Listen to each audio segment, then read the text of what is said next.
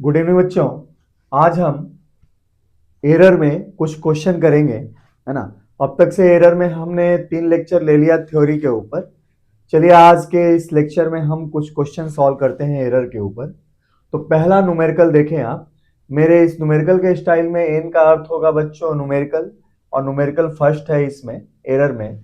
तो देखते हैं ये न्यूमेरिकल क्या करता है कहता है और इसको सॉल्व करते हैं बच्चों। क्वेश्चन कह रहा है क्या, if resistance R1 equal to 20 plus minus 0.4 ohm and R2 40 plus minus 0.8 ohm are connected in series, then find। पहला चीज फाइंड करना है क्वेश्चन में बच्चों, एरर इन इक्विवेलेंट रेजिस्टेंस। अच्छा, दो रेजिस्टेंस को जब सीरीज में जोड़ते हैं तो आपने 9th-10th क्लास में पढ़ा है कि इक्विवेलेंट रेजिस्टेंस क्या होता है, R1 प्लस R2। जैसे 10 ओम और 20 ओम को एक साथ जोड़ देंगे तो इक्विवेलेंट रेजिस्टेंस क्या हो जाएगा बेटा, 30 ओम हो जाएगा। मान लीजिए 100 ओम और 400 ओम को जोड़ दिया आपने सीरीज में तो इक्विवेलेंट क्या हो जाएगा, 500 ओम हो जाएगा। अच्छा, अब कह रहा है बच्चों दूसरा क्वेश्चन, फ्रैक्शनल और relative error in R equivalent. जो इक्विवेलेंट रेजिस्टेंस आपको मिल रहा है उसमें फ्रैक्शनल या रिलेटिव एरर इस कॉम्बिनेशन को करने के बाद आपको कितना मिला है ये आपको निकालना है। अच्छा, उसके बाद थर्ड पार्ट में क्वेश्चन कह रहा है कि जो इक्विवेलेंट रेजिस्टेंस आपने कैलकुलेट किया है तो उसके कैलकुलेशन में परसेंटेज एरर कितना रह गया था ये आपको निकालना है। तो चलिए बच्चों क्वेश्चन को हम करते हैं, सॉल्यूशन देखते हैं। सॉल्यूशन में पहला पार्ट हम बनाते हैं। हमें निकालना है क्या, एरर इन इक्विवेलेंट रेजिस्टेंस। पहले तो ये देखिए बच्चों, जो हमारा इक्विवेलेंट रेजिस्टेंस होगा आर इक्विवेलेंट, ये विदाउट एरर क्या मिलेगा। तो बिना एरर इसकी वैल्यू आएगी विदाउट एरर आपके पास इक्वल टू, तो चूंकि R equivalent equal to R1 plus R2 है। अच्छा, R1 की वैल्यू विदाउट एरर हम क्या लेके चलेंगे, 20 ओम, और R2 की वैल्यू विदाउट एरर क्या लेके चलेंगे बच्चों, 40 ओम। तो इसके अनुसार जो इक्विवेलेंट रेजिस्टेंस है विदाउट एरर उसकी वैल्यू आएगी बच्चों 20 प्लस 40 दैट इज 60 ओम। ठीक है। अच्छा, अब हमें क्या चाहिए, इक्विवेलेंट रेजिस्टेंस में एरर चाहिए, है ना। तो since R equivalent equal to series combination के लिए दिया जाता है R1 प्लस R2 से। अच्छा, अब हम थ्योरी में क्या देखे थे, हम लोगों ने थ्योरी में यही देखा था, इफ y नाम की फिजिकल क्वांटिटी दो फिजिकल क्वांटिटी के अगर एडिशन से बनी हुई है तो ऐसी स्थिति में then error in y, error के लिए डेल्टा सिंबल यूज करेंगे, तो error in y is equal to error in a plus error in b। ये एक ही a में जो एरर है एब्सोल्यूट एरर है और ये भी एब्सोल्यूट एरर इन b है। अच्छा, इस बात को ध्यान में रखते हुए जो इक्विवेलेंट रेजिस्टेंस आएगा उसमें आपको एरर कितना आएगा, देयरफॉर एरर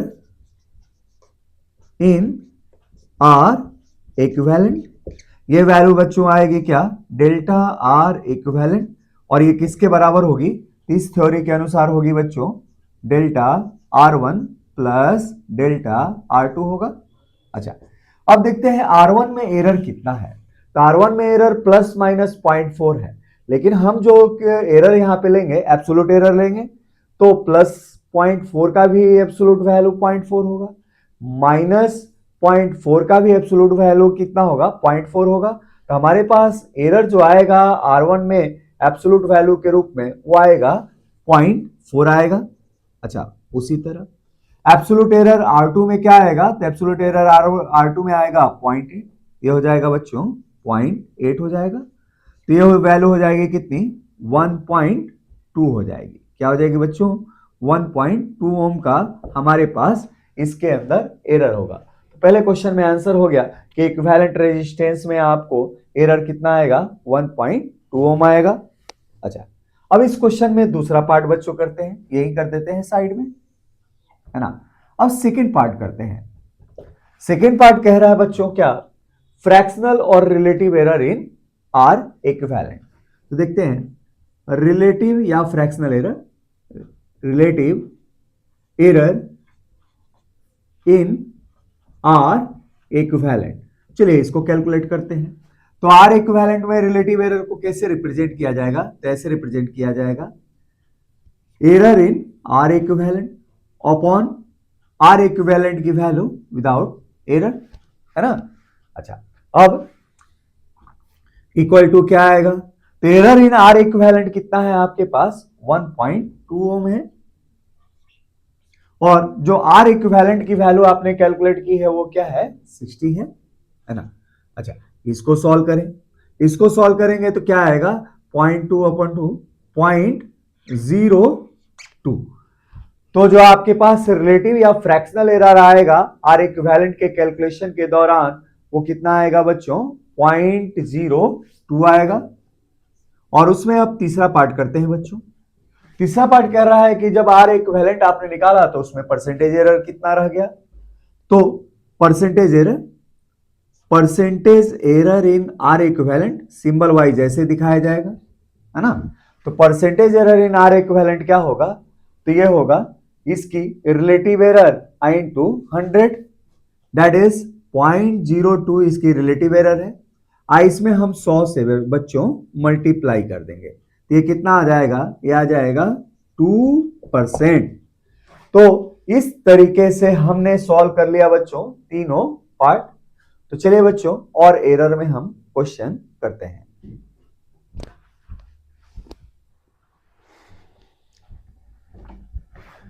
गुड इवनिंग बच्चों। एरर में चलिए 5वां नंबर क्वेश्चन हम करते हैं। क्वेश्चन क्या कह रहा है पहले ये पढ़ें आप और समझें। क्वेश्चन कह रहा है if resistance in shown circuit withdraws current I equal to 4 plus minus 0.2 ampere at voltage 200 plus minus 2 volt as shown in diagram then find, है ना भाई। क्वेश्चन कह रहा है कि सर्किट में ये रेजिस्टेंस 50 ओम का जब इस बैटरी से जोड़ा जाता है तो current I equal to 4 plus minus 0.2 ampere withdraw करता है, और किस वोल्टेज पे, तो 200 प्लस माइनस 2 वोल्ट पे। अब ऐसी स्थिति में आपको क्या कैलकुलेट करना है, तो पहला पार्ट कैलकुलेट करना है बच्चों रिलेटिव और फ्रैक्शनल एरर, दूसरा आपको कैलकुलेट करना है परसेंटेज एरर, और तीसरा आपको कैलकुलेट करना है just error in power consumed by resistance 50 ओम। इस 50 ओम के द्वारा पावर कंजप्शन में आपको रिलेटिव या फ्रैक्शनल एरर क्या है, परसेंटेज एरर क्या है और एब्सोल्यूट एरर क्या है, ये तीन चीजें आपको इस क्वेश्चन में कैलकुलेट करनी है। तो चलिए बच्चों क्वेश्चन आपने समझ लिया, अब इस क्वेश्चन को हम सॉल्व करते हैं। सॉल्यूशन देखते हैं। सॉल्यूशन देखें आप लोग। सॉल्यूशन में पहला पार्ट करते हैं रिलेटिव एरर और fractional error in power consumed by the shown resistance. अच्छा, हम जानते हैं power consumed by resistance, power consumed by resistance कैसे दिया जाएगा, इज गिवन बाई, ऐसे दिया जाता है बच्चों। पावर का सिंबल होता है P। P तो अगर किसी भी रेजिस्टेंस के द्वारा V वोल्टेज पे अगर इससे करंट I किसी बैटरी से खींचा जाता है तो इसके द्वारा पावर कंज्यूम्ड होगा P equal to applied voltage and drawn current from by the resistance, P equal to VI। ये 10th क्लास में आप लोगों ने फॉर्मूला देखा होगा। अच्छा, इसी फॉर्मूले को यूज करते हुए ये तीनों पार्ट हम करेंगे, है ना। अब देखें आप यहां पे, तो चूंकि पावर जो कंज्यूम्ड है वो वोल्टेज और करंट के मल्टीप्लिकेशन से दिया गया है, तो पावर वोल्टेज और करंट के मल्टीप्लिकेशन पे डिपेंड करता है। तो ऐसी स्थिति में पावर वोल्टेज और करंट के एरर में डायरेक्ट रिलेशन नहीं होगा, इनके रिलेटिव एरर में आपके पास रिलेशन होता है। ये मैंने कॉन्सेप्ट में आपको पढ़ा रखा है। तो क्या होगा, तो देयरफॉर हम लिख सकते हैं क्या बच्चों, relative error in power, relative error in power equal to relative error in voltage, V जो सिंबल है वोल्टेज का है, तो relative error in voltage plus relative error in current, I current के लिए मैंने यूज किया है, ये होगा बच्चों। अच्छा, अब ये कैलकुलेशन अगर करते हैं तो क्या होगा, तो वोल्टेज में जो एरर आपको दे रखा है क्वेश्चन में 2 वोल्ट का है, और विदाउट एरर वोल्टेज की वैल्यू 200 है, तो 200 से डिवाइड कर दीजिए, प्लस करंट की वैल्यू में जो एरर है वो 0.2 है, और करंट में विदाउट एरर वैल्यू कितनी है, 4 है। अच्छा, इसको आगे सॉल्व करते हैं, क्या मिलता है, ये मिलता है बच्चों क्या, और 1/100, ये आ जाएगा बच्चों 0.01। अच्छा, इसको सॉल्व करते हैं तो ये हो जाएगा बच्चों क्या, 0.45/10, तो 0.05 हो जाएगा बच्चों, ठीक है। अच्छा, इसको आगे सॉल्व किया तो कितना दिया ये वैल्यू दिया 0.06। तो पावर कंजप्शन में आपके पास जो रिलेटिव एरर है वो कितना है, तो 0.06।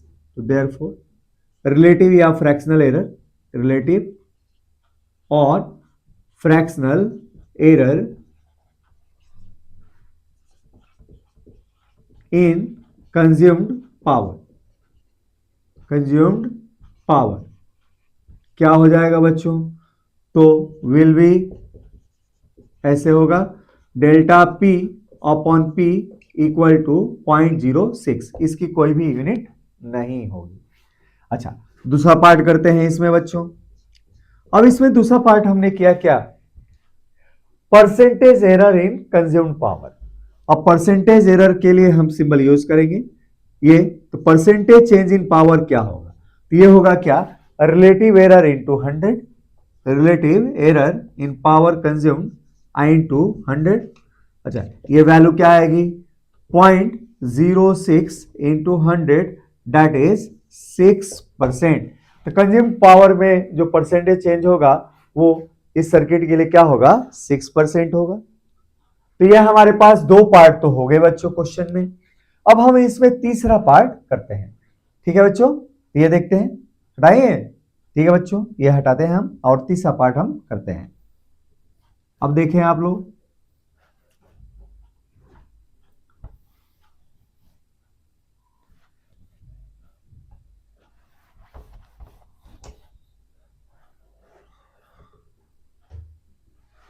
अब तीसरा पार्ट कीजिए। इसमें तीसरे पार्ट में जस्ट एरर आपको फाइंड करना है कंज्यूम पावर में। तो for third part, since power equal to V I, अच्छा हमारे पास क्या है, तो therefore relative error in power delta P by V equal to delta V by V plus delta I upon I हो जाएगा बच्चों। अच्छा, आपको बस पावर में जस्ट एरर चाहिए, तो क्या होगा, तो therefore error in power will be equal to p times delta v upon v plus delta I upon I हो जाएगा बच्चों। अच्छा, पावर है क्या, power equal to V I, यहाँ पे पावर इक्वल टू क्या है, वी आई है, तो हो जाएगा delta v upon v plus delta I upon I हो जाएगा। अच्छा, अब ये वैल्यू कैसे कैलकुलेट करें हम, तो विदाउट एरर वोल्टेज आपके पास जो अप्लाइड है 200 है, और विदाउट एरर जो करंट फ्लो विड्रॉ किया जाता है वो 4 है, तो यहां लिख सकते हैं क्या, 200 इंटू 4 वी आई की ये वैल्यू होगी। अच्छा, फ्रैक्शनल एरर इन वोल्टेज की वैल्यू हो जाएगी 2/200, और करंट में जो फ्रैक्शनल एरर हो जाएगा 0.2 अपॉन 4 हो जाएगा। अच्छा, ये वैल्यू क्या है, ये वैल्यू है बच्चों 800, है ना। अच्छा, इंटू ये वैल्यू कितनी थी, 0.01 थी, और ये वैल्यू कितनी थी, 0.05 थी, 0.06 थी ना, तो 800 इंटू ये दोनों ऐड किया तो हो गया क्या, 0.06 हो गया बच्चों।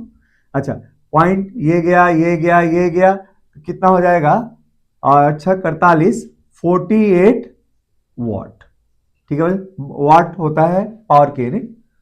तो 48 वॉट का आपके पास एरर शो करेगा कंज्यूम्ड पावर, ठीक है बच्चों। तो इस तरीके से तीनों ही क्वेश्चन को हमने कर लिया। आइए और एरर में हम क्वेश्चन करते हैं।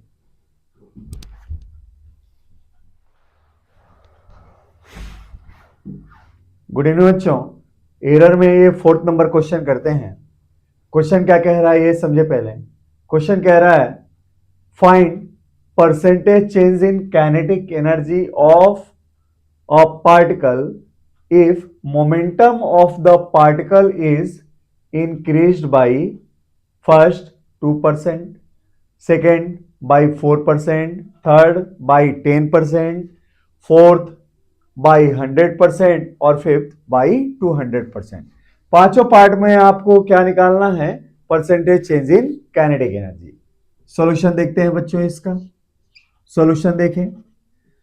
पहले तो ये बताया कि काइनेटिक एनर्जी और मोमेंटम में रिलेशन क्या होता है, तो इसके लिए हम ये लिख सकते हैं बच्चों, हम जानते हैं क्या कि काइनेटिक एनर्जी अगर सिंबल के ले हम, तो kinetic energy of A particle is given by half mv², ऐसे दिया जाएगा बच्चों, जहां m मास है और v स्पीड है और k क्या है? काइनेटिक एनर्जी है।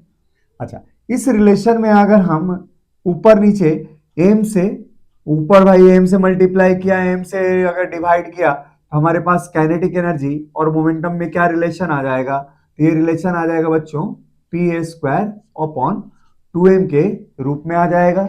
और यहाँ पे m क्या है? m इक्वल टू मास है ना, p क्या है बच्चों? तो मोमेंटम है ऑफ द पार्टिकल, और आपके पास v क्या है? स्पीड है, और k क्या है बच्चों? k equal to kinetic energy. ठीक है, तो हम जानते हैं कि काइनेटिक एनर्जी और मोमेंटम में ये हमारे पास रिलेशन होता है। अच्छा, इस रिलेशन को ध्यान में रखते हुए इस क्वेश्चन को हम करेंगे। तो ध्यान रखिए, क्वेश्चन में पहला और दूसरा सेम टेक्निक से बच्चों किया जाएगा। क्यों? कि इसमें जो परसेंटेज ऑब्जर्वेशन है वो 5-6% से कम है। अगर 5-6% से कम अगर ऑब्जर्वेशन होता है परसेंटेज में किसी भी फिजिकल क्वांटिटी में, तो वैसे फॉर्म के क्वेश्चन को करने के लिए हम टेक्निक क्या यूज करेंगे? y प्रोपोर्शनल x के पावर n, जहां percentage change in y equal to n times percentage change in x का हम इस्तेमाल करेंगे।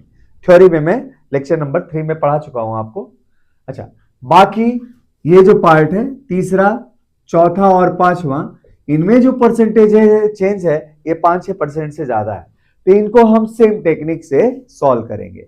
तो चलिए वन बाय वन करके हम इसको प्रत्येक टेक्निक यहां पे डील करते हैं। तो for part first and part two क्या देखते हैं बच्चों? यहां देख रहे हैं परसेंटेज चेंज जो आपको दे रखा है किसी भी फिजिकल क्वांटिटी में, वो क्या है? लेस देन 5% है।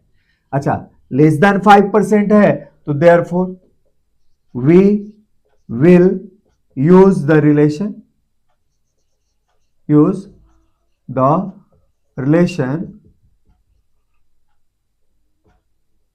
of exponent या पावर जिसको कहते हैं एक्सपोनेंट एज, देखिए इफ y प्रोपोर्शनल x के पावर n है और परसेंटेज ऑब्जर्वेशन 5-6% से कम है, तो हमारे पास क्या होता है?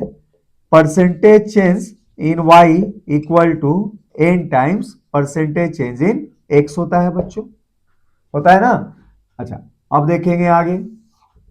तो पहले पार्ट और दूसरे पार्ट में, यहां पे फर्स्ट पार्ट में, इन पार्ट फर्स्ट आपके पास क्या है? तो जो आपके पास मोमेंटम में परसेंटेज चेंज है, ये सिंबल पढ़ा जाएगा परसेंटेज चेंज इन मोमेंटम। पहले पार्ट में परसेंटेज चेंज इन मोमेंटम कितना है? 2%। अच्छा, एज जो आपकी काइनेटिक एनर्जी है के प्रोपोर्शनल pa² है बच्चों, तो यहां से लिख सकते हैं percentage change in kinetic energy equal to 2 times percentage change in momentum. अच्छा, पहले पार्ट में आपको परसेंटेज चेंज इन मोमेंटम कितना है? 2%, यहां लिख सकते हैं बच्चों 2 इंटू 2 अर्थात कि 4%। तो पहले पार्ट में आपका आंसर ये वाला होगा बच्चों, फर्स्ट पार्ट में आपका आंसर 4% होगा। ठीक है। अच्छा, जो सेकेंड पार्ट है इसमें, उसमें परसेंटेज चेंज इन मोमेंटम कितना है? 4%। तो इनटू हम कैसे बना सकते हैं बच्चों? Into percentage change in kinetic energy, direct यहां लिखता हूं, percentage change in kinetic energy equal to 2 times percentage change in momentum है ये रिलेशन। अच्छा, दूसरे पार्ट में जो परसेंटेज चेंज इन मोमेंटम है वो 4%, इसलिए लिख सकते हैं 2 इंटू 4%, दैट इज 8%।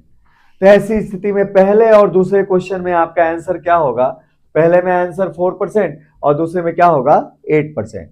अब फिर से रिमाइंड कराता हूं, ये टेक्निक तभी इस्तेमाल करेंगे, ये वाला टेक्निक हम तभी इस्तेमाल करेंगे जब परसेंटेज ऑब्जर्वेशन की वैल्यू 5-6% से क्या है? कम है।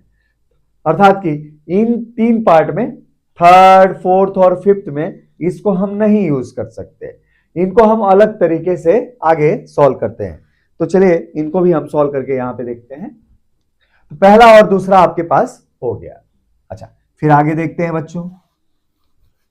देखिए,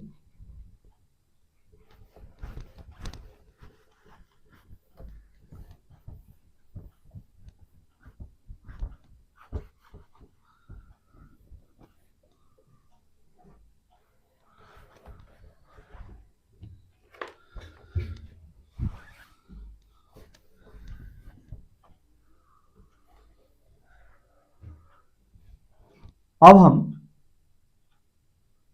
फॉर सॉल्यूशन बना रहे हैं थर्ड, फोर्थ और फिफ्थ के लिए हम सॉल्यूशन बना रहे हैं। देखें, सॉल्यूशन देखते हैं बच्चों कैसे बनेगा। तो थर्ड, फोर्थ और फिफ्थ में परसेंटेज ऑब्जर्वेशन आपका 5-6% से ज्यादा है। तो इसको करने के लिए मैं आपको टेक्निक बता चुका हूं, मेरे आप वो लेक्चर देखना थ्योरी वाले, उसमें बता चुका हूं कि अगर परसेंटेज ऑब्जर्वेशन 5-6% से ज्यादा है तो परसेंटेज चेंज के कैलकुलेशन हम 8-9 में जो हमने फॉर्मूला पढ़ा है, जो परसेंटेज कैलकुलेशन का, उससे हम करते हैं, है ना। तो 5-6% से ज्यादा है तो हम परसेंटेज चेंज का अलग टेक्निक से हम कैलकुलेशन यहां पे करेंगे। देखते हैं इसको कैसे करते हैं। तो for third, fourth and fifth, है ना, इनके लिए देखें तो हमारे पास क्या है? Since kinetic energy proportional to momentum का स्क्वायर, ठीक है बच्चों। तो therefore percentage change in kinetic energy क्या होगा? तो किसी भी क्वांटिटी में परसेंटेज चेंज क्या होता है? उस क्वांटिटी की final value minus initial value upon initial value into 100। यहां काइनेटिक एनर्जी में परसेंटेज चेंज क्या होगा? ये होगा काइनेटिक एनर्जी की final value minus kinetic energy की initial value upon kinetic energy की इनिशियल वैल्यू इनटू 100, ये होगा बच्चों। अच्छा, काइनेटिक एनर्जी अगर मोमेंटम के साथ ऐसे जुड़ा है तो फाइनल काइनेटिक एनर्जी होगा क्या? फाइनल मोमेंटम का स्क्वायर माइनस इनिशियल मोमेंटम का स्क्वायर अपॉन इनिशियल मोमेंटम का स्क्वायर आई इंटू 100। अब आगे देखें इसको। तो देयरफॉर परसेंटेज चेंज इन जो काइनेटिक एनर्जी आपका आएगा सिंप्लीफाई होके इस एक्सप्रेशन से दिया जाएगा। पी आई स्क्वायर से अगर डिवाइड करेंगे ऊपर नीचे प्रत्येक टर्म में, हमारे पास बन जाएगा ये P final upon P initial का होल स्क्वायर माइनस 1, है ना। ये जो एक्सप्रेशन है ऐसे चेंज हो जाएगा और क्या हो जाएगा? आई इंटू 100। ठीक है बच्चों, यहां तक तो आपको समझ में आ गया। अब इसमें जो तीसरा पार्ट है उसमें देखते हैं। गिवन क्या दिया है बच्चों? Percentage change in momentum is equal to 10%। पहले पार्ट में परसेंटेज चेंज इन मोमेंटम 10% दिया हुआ है। अब आपको काइनेटिक एनर्जी में परसेंटेज चेंज निकालना है। तो therefore percentage change in kinetic energy क्या आएगा बच्चों? तो देखो, इस क्वेश्चन में केवल परसेंटेज चेंज दिया है, मोमेंटम का इनिशियल वैल्यू नहीं दिया है। तो जब भी परसेंटेज कैलकुलेशन में अगर किसी क्वांटिटी का इनिशियल वैल्यू नहीं दिया होता तो वहां पे हम 100 एज्यूम कर लेते हैं। तो ऐसी स्थिति में अगर हमारे पास परसेंटेज चेंज मोमेंटम में अगर 10% से इंक्रीज करता है और इनिशियल हम 100 मान के चलते हैं तो ये जो एक्सप्रेशन है ऐसे कन्वर्ट हो जाएगा। फाइनल वैल्यू 10% बढ़ के मान लो 110 हो गई, जब इनिशियल वैल्यू हम क्या ले रहे हैं? 100 ले रहे हैं। आई इसका स्क्वायर है और -1 आई इंटू 100 है बच्चों। अच्छा, ये वैल्यू क्या आएगी? ये वैल्यू आएगी बच्चों क्या? 121। अच्छा, ये वाली क्या आएगी बच्चों? ये वाली वैल्यू आ जाएगी आपके पास क्या, और 100 आ जाएगी, और ये हो जाएगी 1 आई इंटू 100 हो जाएगी बच्चों। अच्छा 100 से 100 कैंसिल आउट, ये इतना बचेगा क्या, 121 माइनस 100 अपॉन 100 आई इंटू 100 बचेगा, ये गया, ये हो जाएगा बच्चों 21%। तो थर्ड पार्ट में मोमेंटम को अगर आप 10% से बढ़ाएंगे तो ऐसी स्थिति में काइनेटिक एनर्जी में जो परसेंटेज चेंज आएगा वो कितना आएगा बच्चों, बाई 21% आएगा। अच्छा इसी तरीके से कैलकुलेशन चलिए हम फोर्थ पार्ट में करते हैं, देखते हैं।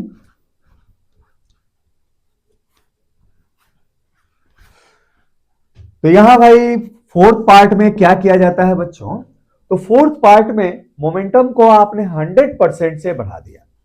अब मोमेंटम को 100% से बढ़ा दिया तो आपको निकालना है क्या, काइनेटिक एनर्जी में परसेंटेज चेंज।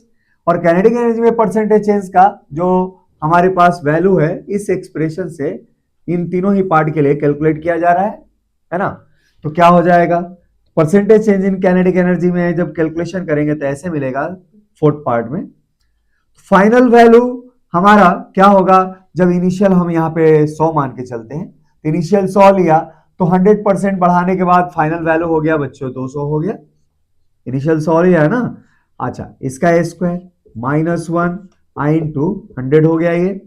अच्छा इसको सॉल्व करें, ये गया, ये आ जाएगा बच्चों क्या, 400 है ना, बाई 100 -1 आई इंटू 100। अच्छा इसको सॉल्व करें, तो इसको सॉल्व करेंगे तो आएगा बच्चों क्या, और 300%, क्या हो जाएगा 300%। अच्छा इसी तरीके से आप चलिए इसमें फिफ्थ पार्ट यहीं पे शॉर्ट में कैलकुलेट कर लीजिए। Percentage change in kinetic energy fifth part में फॉर्मूला में रखते हैं, इनिशियल 100 मानते हैं, और फिर पार्ट के लिए मोमेंटम कितने परसेंट से चेंज होता है बच्चों, तो 200% से ये चेंज हो रहा है। तो जो फाइनल वैल्यू फिफ्थ पार्ट में हो जाएगी वो क्या हो जाएगी, तो इनिशियल 100 है तो ये कितना हो जाएगा, 300 हो जाएगा। ये वैल्यू हो जाएगी कितनी, 300 डिवाइडेड बाई 100। अच्छा इसका स्क्वायर -1 आई इंटू 100। अच्छा इसको सॉल्व करें, ये गया, 30 का स्क्वायर क्या हो जाएगा बच्चों, 900। अच्छा 900 माइनस 100 800 है ना, तो ये कितना आ जाएगा बच्चों 800%। तो इस तरीके से हमारे पास जब मोमेंटम को 2% से हम इंक्रीज करते हैं तो काइनेटिक एनर्जी 4% से बढ़ जाती है। जब मोमेंटम 4% से हम इंक्रीज करते हैं तो काइनेटिक एनर्जी 8% से चेंज हो जाती है। जब मोमेंटम 10% से चेंज करते हैं तो काइनेटिक एनर्जी आपकी 21% से चेंज हो जाती है। और जब मोमेंटम 100% से हम चेंज करते हैं तो काइनेटिक एनर्जी 300% से चेंज हो जाती है। और जब मोमेंटम आप 200% से चेंज करते हैं तो काइनेटिक एनर्जी 800% से चेंज हो जाती है। तो इस तरीके से कैलकुलेशन आप इस दो पैटर्न के क्वेश्चनों में आप याद रखेंगे। तो चलिए और हम क्वेश्चन इसमें करते हैं। इस पैटर्न को जरूर बच्चों याद रखिएगा, जब परसेंटेज ऑब्जर्वेशन 5-6% से कम है और जब परसेंटेज ऑब्जर्वेशन 5-6% से ज्यादा है, तो इन दोनों ही पार्ट में हम अलग अलग कॉन्सेप्ट यूज करके परसेंटेज कैलकुलेशन करते हैं। और ये क्वेश्चन उस चीज को फुली आपको समझाता है ना, एक्सप्लेन करता है। चलिए बच्चों अगले क्वेश्चन पे हम चलते हैं।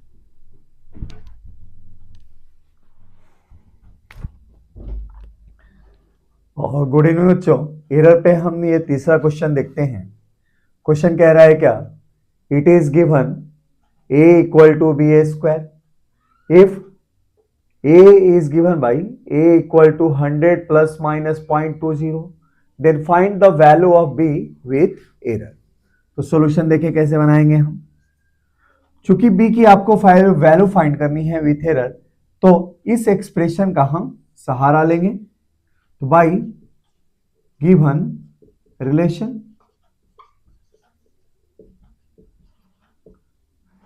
a equal to b a square, इस रिलेशन से हम क्या लिख सकते हैं, तो वी हैव, हमारे पास है बच्चों क्या, हमारे पास है जो v की वैल्यू निकालनी है वो क्या है, √a। नाउ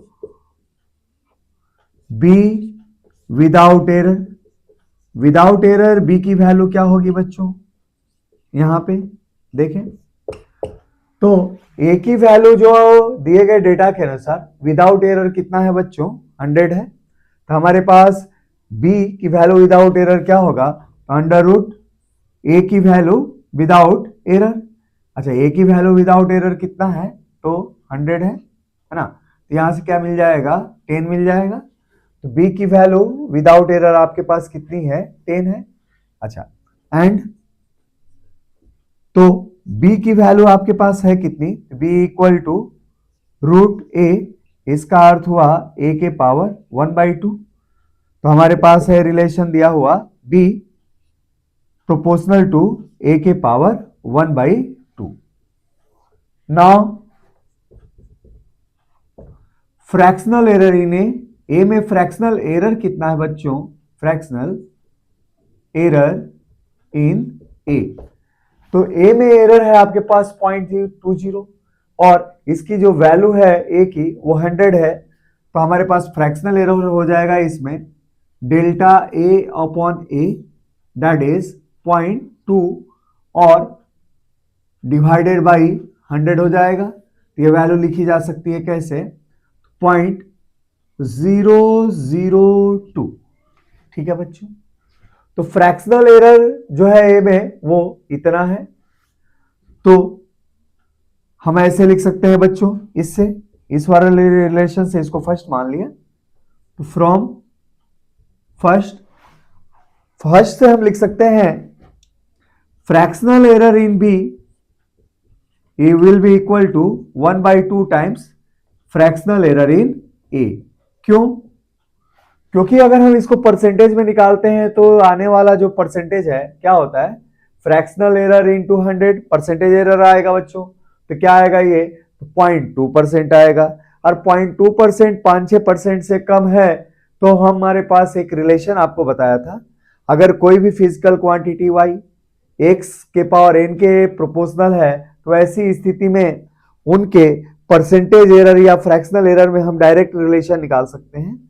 अगर कैसे निकाला था आपको बताया था ना बच्चों, इफ y प्रोपोर्शनल x के पावर n, तो मैंने आपको बताया था फ्रैक्शनल एरर इन y है ना equal to n times fractional error in x, या इसको ऐसे भी लिख सकते हैं y में percentage change will be equal to n times x में परसेंटेज चेंज। अच्छा, लेकिन ये तरीका हम तभी निकाल सकते हैं जब फ्रैक्शनल चेंज जो परसेंटेज चेंज है वो 5-6% से कम है। तो अगर इसको 100 से मल्टीप्लाई करते हैं तो हमारे पास जो फ्रैक्शनल जो परसेंटेज एरर आ रहा है ए में वो 0.2% है, जो 5-6% से बहुत कम है। तो ऐसी स्थिति में इस फॉर्मूले को हम यहाँ पे अप्लाई कर सकते हैं। तो उस फॉर्मूले को अप्लाई करते हुए हम फ्रैक्शनल एरर में रिलेशन हमने एस्टैब्लिश किया। तो यहाँ पे मिल रहा है क्या, तो therefore fractional error in b में फ्रैक्शनल एरर क्या मिला, तो ये मिला 1/2। फ्रैक्शनल एरर इन ए की वैल्यू है 0.002, तो इसलिए वैल्यू मिल गई बच्चों क्या, 0.001। तो देयरफॉर आपके पास बी में एरर कितना आएगा, तो बी में एरर आएगा ये आएगा 0.001 इंटू बी की वैल्यू।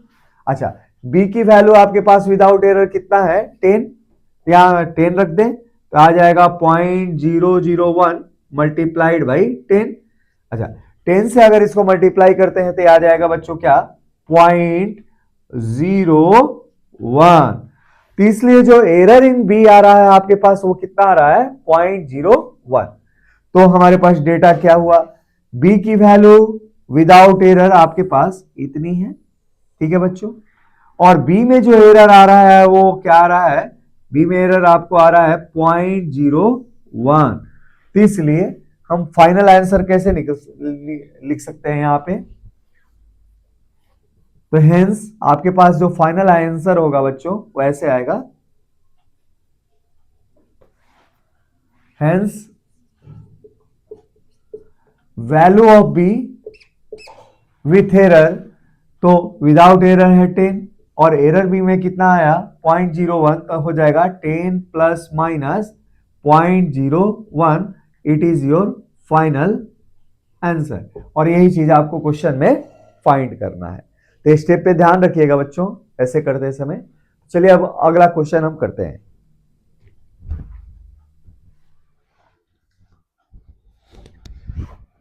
गुड इवनिंग बच्चों। एरर पे ये हमारा दूसरा क्वेश्चन है, इसको देखते हैं और सॉल्व करते हैं बच्चों। क्वेश्चन कह रहा है if x equal to 8 plus minus 0.04 and y equal to 4 plus minus 0.04, है ना। अब क्वेश्चन कह रहा है then express the value of x by y with error. चलिए इस क्वेश्चन को करते हैं बच्चों। अच्छा, यहां पे देखिए सॉल्यूशन ऐसे बनाएंगे, value of x upon y without error. पहले ये कैलकुलेट करते हैं बच्चों, बिना एरर के x बाई वाई की वैल्यू क्या है आपके पास, विदाउट एरर। अच्छा, ये वैल्यू आएगी बच्चों क्या, तो ये वाली वैल्यू आएगी, और x की वैल्यू विदाउट एरर कितना है बच्चों 8। अच्छा, y की वैल्यू विदाउट एरर कितना है 4, ये वैल्यू कितनी आ जाएगी 2 आ जाएगी। ठीक है, अब नाउ अगर हम मान लें लेट z एक फिजिकल क्वांटिटी है जो x बाई वाई के रेशियो से बनी है, x और y के रेशियो से बनी हुई है, तो ऐसी स्थिति में हम क्या लिख सकते हैं, तो कोई भी फिजिकल क्वांटिटी, दो फिजिकल क्वांटिटी के अगर डिवीजन से बना हो तो इनके डायरेक्ट एरर में रिलेशन नहीं होता, इनके फ्रैक्शनल एरर में रिलेशन होता है। ये मैं पढ़ा चुका हूं आपको। तो उस टेक्निक से हम लिख सकते हैं फ्रैक्शनल एरर इन जेड, है ना, fractional error in z equal to fractional error in x plus fractional error in y. अच्छा, यहां से हमारे पास क्या आएगा, तो यहां से आ जाएगा बच्चों क्या, ये fractional error in Z, error in Z, जो जेड में एरर आएगा ये आएगा क्या, Z into fractional error in X, है ना, plus fractional error in Y. ठीक है, अब देखते हैं वैल्यू क्या आती है। तो जो जेड है आपके पास वो क्या है, एक्स बाई वाई है, और एक्स अपॉन वाई की वैल्यू कितनी है 2 है, तो विदाउट एरर जेड की वैल्यू यहाँ पे कितनी है 2 है, हम रख देंगे यहाँ पे। अच्छा, फ्रैक्शनल एरर इन एक्स क्या है, तो एक्स में जो एरर है वो कितना है 0.04, और बिना एरर के एक्स की वैल्यू कितनी है 8, तो हमारे पास क्या है डेल्टा एक्स की वैल्यू यहाँ पे 0.04 है, और एक्स की वैल्यू यहाँ पे क्या है 8 है, तो लिख सकते हैं क्या 0.04 अपॉन 8। अच्छा, प्लस यहां देखें error in fractional error in y क्या है बच्चों, तो वाई में एरर है 0.04, और जो y की वैल्यू है वो क्या है 4 है आपके पास। अब इसको कैलकुलेट करते हैं बच्चों, क्या मिलता है 2 इंटू, अच्छा ये क्या आएगा, तो ये आएगा आपके पास क्या 4 2, है ना, 0.0, इसको सॉल्व कर लेते हैं बच्चों, क्या आएगा 1/100 आएगा। अच्छा 4 और 0.5/100, तो आ जाएगा बच्चों क्या 0.005 आ जाएगा। अच्छा, प्लस ये क्या आएगा, ये वैल्यू आ जाएगी बच्चों क्या 0.01 आएगी। अच्छा, आगे सॉल्व करते हैं इसको, तो देयरफॉर एरर इन जेड की जो वैल्यू मिलेगी वो क्या मिलेगी आपको 2 मल्टीप्लाइड बाई, अच्छा इनको हम ऐड कर दे तो कितना मिलेगा 0.015 मिल जाएगा बच्चों ऐड करने पे। अच्छा, ये मल्टीप्लाई होगा तो कितना दे देगा, ये मल्टीप्लाई होगा तो देगा 0.3030। ठीक है, तो ये वैल्यू हम लिख सकते हैं आसपास किसके, ये वैल्यू लिख सकते हैं 0.03 के आसपास, हम राउंड ऑफ करके इसको लिख सकते हैं। तो therefore value of z equal to x upon y with error क्या आएगा बच्चों, तो एरर के साथ एक्स अपॉन वाई की जो वैल्यू आएगी वो आएगी इज गिवन बाई, ऐसे दिया जाएगा इज गिवन बाई, ऐसे दिया जाएगा बच्चों। तो x अपॉन y की जो वैल्यू विथ एरर आ रही है, x बाई वाई की तो वैल्यू हमारे पास 2y, और इसके अंदर जो एरर आया कितना, तो एरर आया आपके पास 0.03। तो विथ एरर एक्स वाई की वैल्यू आएगी क्या, प्लस माइनस 0.03। ये आपका बच्चों क्या होगा, आंसर होगा। तो आंसर को थोड़ा सा आप सिस्टमेटिक समझिएगा जैसे जैसे मैंने बताया है, और ऐसे पैटर्न के क्वेश्चन आप खुद से भी कीजिएगा। हालांकि और सारे क्वेश्चन मैं आपको सॉल्व करके दिखाऊंगा, बहुत सारे क्वेश्चन। तो चलिए अगले क्वेश्चन को हम करते हैं।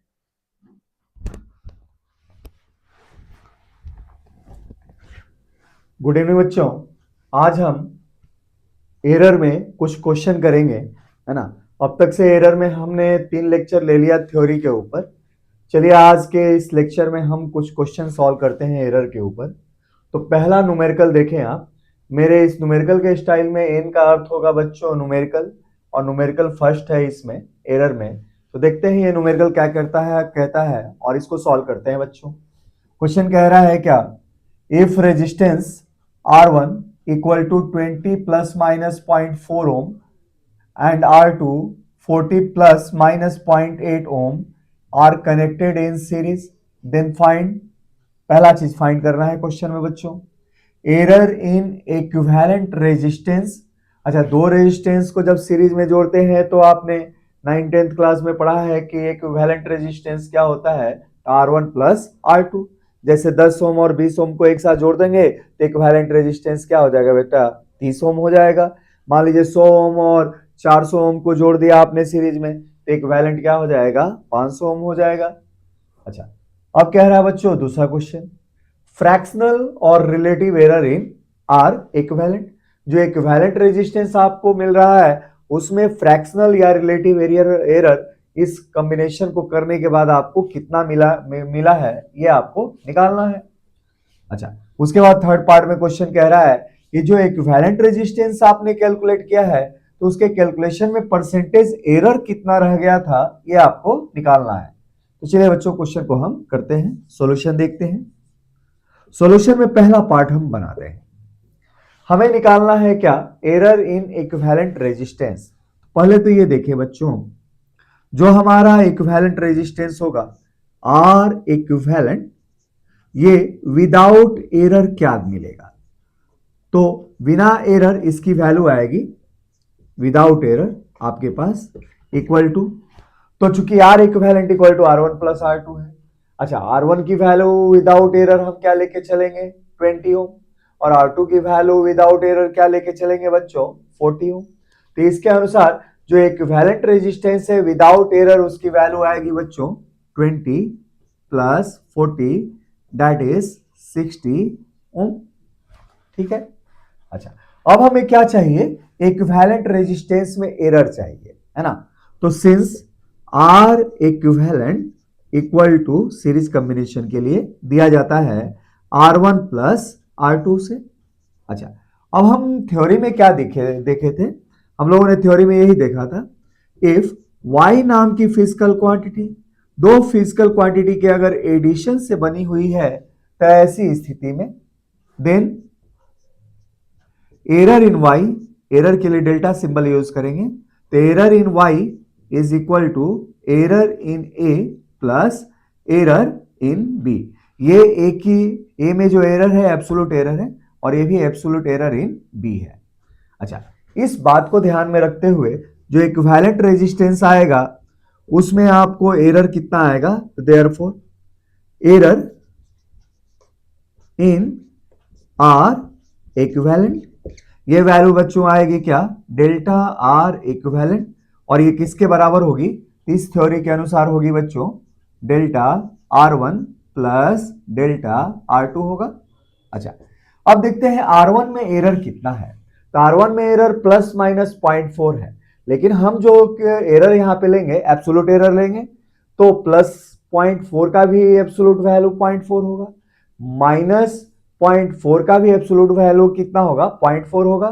तो हमारे पास एरर जो आएगा R1 में एब्सोल्यूट वैल्यू के रूप में वो आएगा 0.4 आएगा।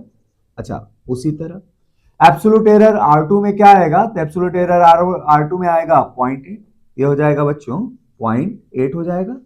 तो ये वैल्यू हो जाएगी कितनी, 1.2 हो जाएगी, क्या हो जाएगी बच्चों, 1.2 ओम का हमारे पास इसके अंदर एरर होगा। तो पहले क्वेश्चन में आंसर हो गया कि इक्विवेलेंट रेजिस्टेंस में आपको एरर कितना आएगा, 1.2 ओम आएगा।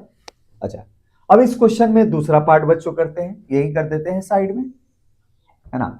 अब सेकेंड पार्ट करते हैं। सेकेंड पार्ट कह रहा है बच्चों क्या, फ्रैक्शनल और relative error in R equivalent. तो देखते हैं रिलेटिव या fractional error, relative error in R equivalent. चलिए इसको कैलकुलेट करते हैं। तो आर इक्विवेलेंट में रिलेटिव एरर को कैसे रिप्रेजेंट किया जाएगा, तो ऐसे रिप्रेजेंट किया जाएगा, error in R equivalent upon R equivalent की वैल्यू विदाउट एरर, है ना। अच्छा, अब इक्वल टू क्या आएगा, तो एरर इन आर इक्विवेलेंट कितना है आपके पास, 1.2 ओम है, और जो आर इक्विवेलेंट की वैल्यू आपने कैलकुलेट की है वो क्या है, 60 है ना। अच्छा, इसको सॉल्व करें, इसको सॉल्व करेंगे तो क्या आएगा, 0.2 अपॉन 2, 0.02। तो जो आपके पास रिलेटिव या फ्रैक्शनल एरर आएगा आर इक्विवेलेंट के कैलकुलेशन के दौरान, वो कितना आएगा बच्चों, 0.02 आएगा। और उसमें अब तीसरा पार्ट करते हैं बच्चों। तीसरा पार्ट कह रहा है कि जब आर इक्विवेलेंट आपने निकाला तो उसमें परसेंटेज एरर कितना रह गया, तो percentage error in R equivalent symbol wise ऐसे दिखाया जाएगा, है ना। तो percentage error in R equivalent क्या होगा, तो ये होगा इसकी relative error I into 100, that is 0.02 इसकी रिलेटिव एरर है। इसमें हम 100 से बच्चों मल्टीप्लाई कर देंगे, तो ये कितना आ जाएगा, ये आ जाएगा 2%। तो इस तरीके से हमने सॉल्व कर लिया बच्चों तीनों पार्ट। तो चलिए बच्चों और एरर में हम क्वेश्चन करते हैं।